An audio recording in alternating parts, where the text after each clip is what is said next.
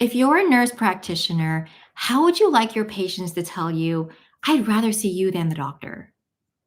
How would you like your patients to tell you, I never understand what my doctors are telling me, but for the first time after talking to you, I actually understand my health? If you're a nurse practitioner, how would you like to wake up every morning with a smile on your face, with excitement in your body, and you're not dreading to go to work, but you are excited and thrilled to put on your scrubs and get to clinic because you freaking love your job, but also that people tell you you're the best? If you said yes to this, then you are in the right place, because today I'm going to share what I do as a nurse practitioner that helps me connect with my patients instantly. It's my 3-step framework that on how I get patients to actually say these things to you, and your mind is about to be blown. Hi, for those who are new here, my name is Nicole. I am a rheumatology nurse practitioner, and I help other nurse practitioners find happiness in healthcare and instantly, meaningfully connect with their patients in 60 seconds or less. So grab a pen, grab a paper, and let's get started. So I want you to imagine cooking. I want you to imagine cooking. You're standing in your kitchen and your stomach is grumbling. You're starving. You're hungry. You could really eat something. And you're in the mood for something substantial, something that's really satisfying and filling, and something comforting. And so you open the fridge doors and you decide what dish you're going to cook and eat today. Now, this may not seem like it relates to our work as a nurse practitioner, but I promise you, stick with me. It has everything to do with our work as nurse practitioners. And this is my 3-step framework. I call it the ABC.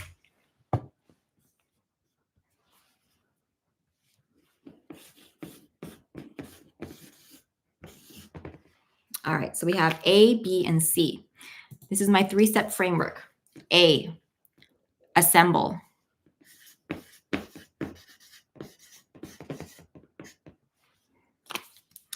When you're cooking, first you need to assemble your ingredients, right? Let's say you want to cook a steak dinner with a side of asparagus and some roasted potatoes. I'm getting a little hungry right now just thinking about this. So you reach into your fridge to take out some green asparagus and you remove that thick rubber band that it always comes with. Now, I don't know about you if you save them or you toss them. When I was a kid, my mom would always save these rubber bands because those are like the really nice, thick rubber bands that are kind of expensive. So I'm going off on a tangent. You place your asparagus on the counter in the kitchen. Then you reach in and you grab a couple baby golden potatoes and you put those on the counter. And then you take out your piece of steak. And this beautiful piece of bone-in ribeye steak. And fun fact, did you know that ribeye is some of the juiciest, well-marbled steaks? All that extra fat in the steak makes the meat more flavorful. And the intramuscular fat woven into the ribeye actually makes it really easy and forgiving to cook because it keeps the meat juicy even if you accidentally overcook it a little bit. Random fact. All right, so we've assembled our main ingredients, the food we're going to cook with. Did you know that the dictionary definition of assemble is to bring things together, components or things together for a common purpose? And ingredient is an integral part. And so we're bringing together integral parts for a common purpose. That's what you do with your ingredients to make a meal, right? These ingredients are essential. You can't make a meal without ingredients. The steak, the asparagus, the potatoes, it doesn't work. That is exactly what you're doing with your patient to make them healthier. That's the common goal. You're gathering and bringing together all the integral parts for a common purpose. And that includes a variety of things like obtaining their history and present illness. Let's say we had a patient come in for some pain, some joint pain, hip pain. And we all remember the acronym OLD CARTS, right? OLDCARTS. So we have onset, location, duration, characteristic, alleviating or aggravating characteristics, radiation, time, and severity. So let's say it's hip pain in the side of the hip, and it's worse if you're walking or you're getting out of a chair, and it's progressively getting worse, but it's better with rest, right? Severity, how it's like a 5 out of 10 pain. And also this includes the ingredient of examining them. You have to physically examine them. Do you remember your hip exam things? So I still got my book here. I don't know what book you're using, but I still have my MSK book, and I actually refer to this huge thing. So I've got my hip exams. We got our favorite test, our log roll. We do abduction, adduction. I mean, I've got all my. I still reference it every once in a while. And I've been a nurse practitioner for several years, but examination, that's integral to figuring out what's causing this patient's hip pain, right? This also may include reviewing their labs, reviewing their past imaging results. Do they have x-rays or MRIs on their hips before? Do they have surgery? Maybe you need to review old records. All of these are essentials. All of these are non-negotiables. Without them, you can't attain the common goal of getting them healthier. Just like in cooking, you have to have your ingredients. That is a non-negotiable. So that's the part most people know about, just to assemble. But the part that most nurse practitioners forget is the next step, and that is to build. B is for build.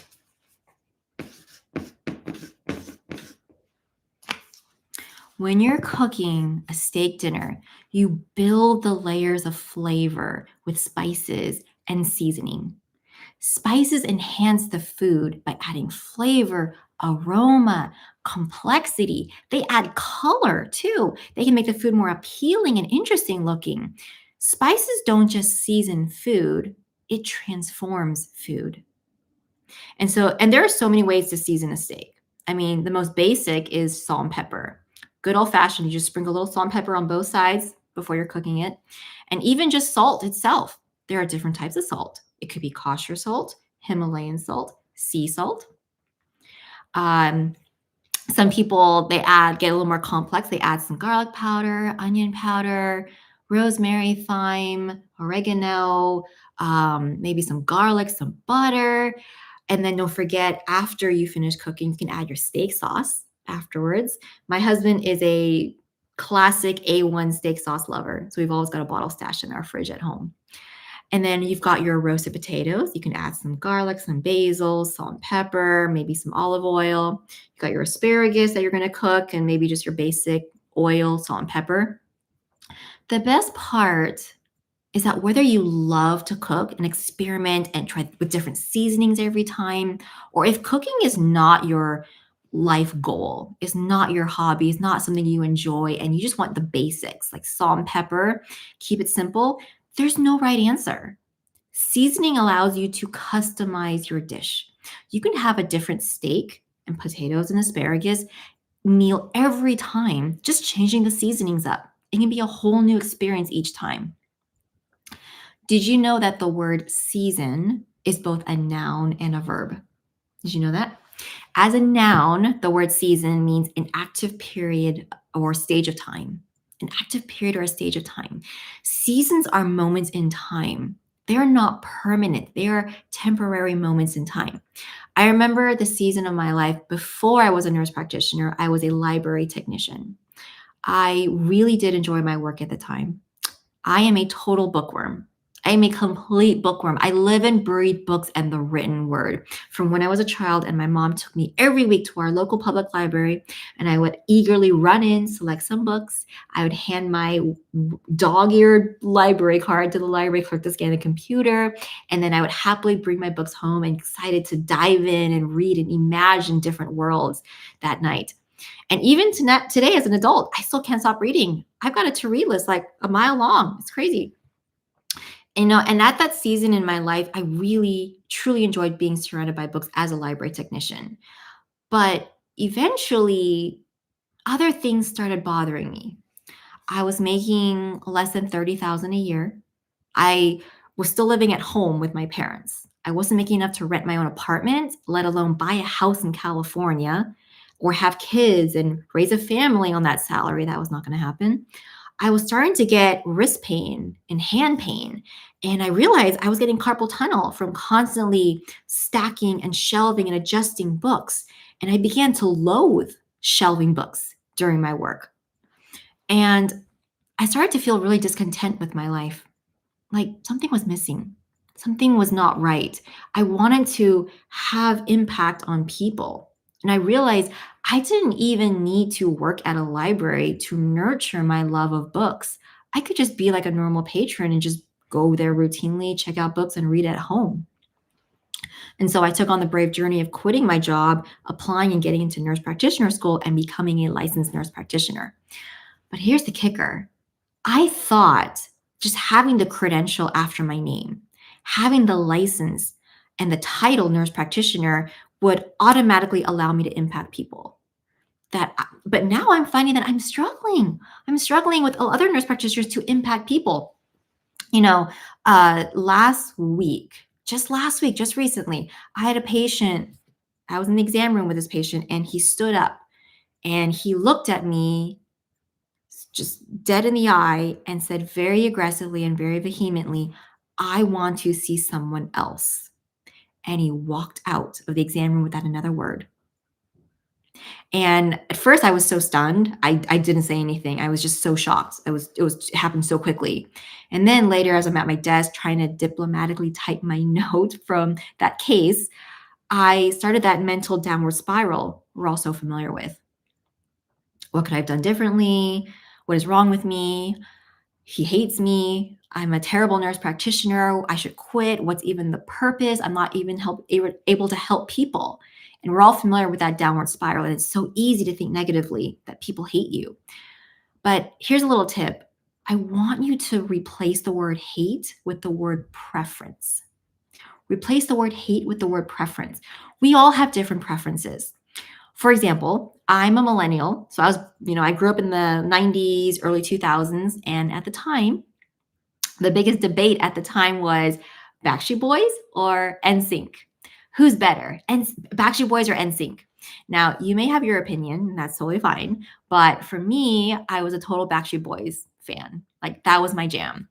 Their single, I Want It That Way. That was my daily anthem. Like, seriously, in my preteen years when I was covered in pimples and I had no boyfriend, I was not popular, I was a dork, I played video games with my girlfriends and we traded cards at lunch. Like, that was my daily anthem because they gave me motivation. They made me happy.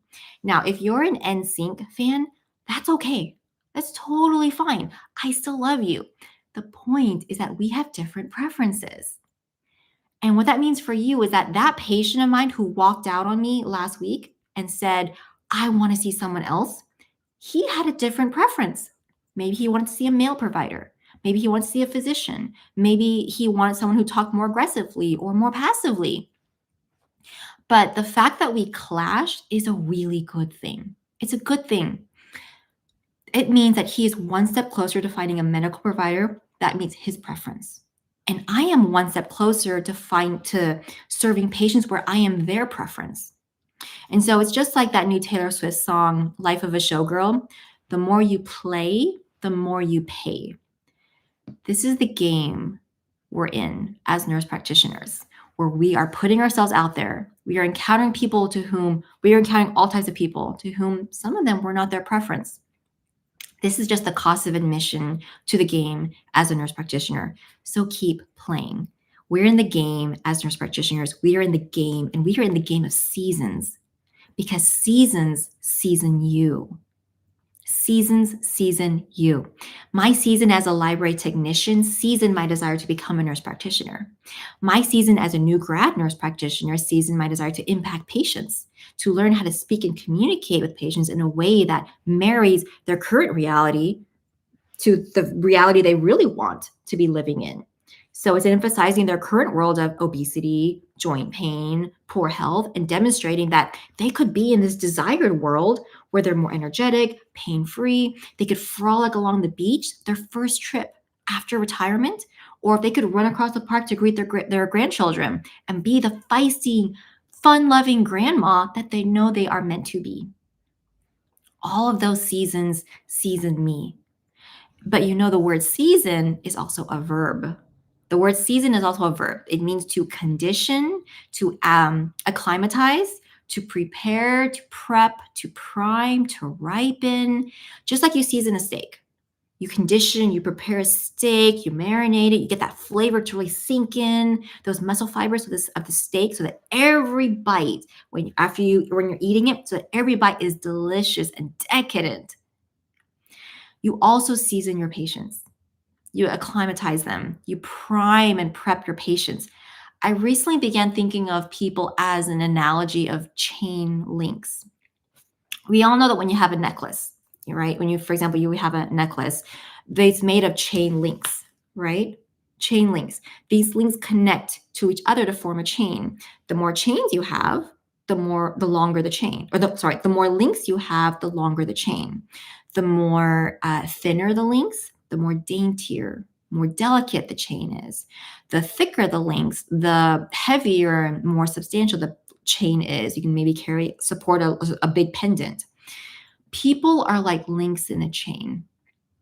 My season of working as a library technician, experiencing a life where I only aim to nurture my internal love of books and feeling something inside missing, some discontent, that season, that's a chain link.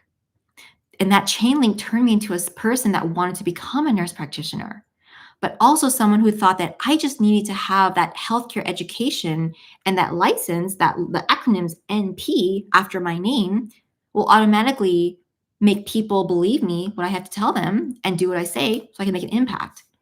But practicing as an NP, experiencing a patient just last week walking out on me expressing, I want to see someone else, that's another chain link, because that chain link turned me into an NP that realized that people won't believe me just because I have the credentials or the license behind my name. That chain link turned me into a version of myself that wants to know how to deliver my message in a way that resonates with my patient and therefore helps me make an impact, helps me feel purposeful in my life. A few years ago, I received one of the best compliments I've received so far, and I still remember it to this day. This elderly woman, I gave her a new diagnosis of an autoimmune disease. And I was explaining to her her diagnosis, what to expect, what it means. And I could see the alarm in her eyes, the overwhelm, the apprehension. And, she didn't have a medical or healthcare background. She didn't have years of schooling to understand the medical jargon. And so I knew that I didn't want her to feel overwhelmed. I didn't want her to walk out of this clinic feeling overwhelmed, because if she felt overwhelmed going home, I knew one of two things would happen, or both. One, she would go on Google and go down the rabbit hole and start researching her disease, her diagnosis, and goes to who knows what website, who knows what source, maybe getting the wrong information. And or two, she would probably be sending me a dozen messages on the online health portal. And so at that visit, I truly broke it down in her language what her diagnosis meant. And afterwards, she explained to myself and to her husband in the room, this was amazing. This is the first time someone's explained something to me about my health, and I actually understand it. Thank you. This is possible for you. This is so possible for you. It is possible for a patient to look at you and genuinely believe they are in great hands of you, the nurse practitioner. This is when you can drive home after work and maybe you're stuck in traffic, maybe it's a traffic jam, but you're not angry, you're not impatient, because the only thought on repeat in your brain while you're sitting in the car in traffic is, I used to say I'm just a nurse practitioner. I used to have such low confidence in my ability, but now I don't. Now I feel so confident and I know I can easily impact someone just with my words within a minute, within 60 seconds.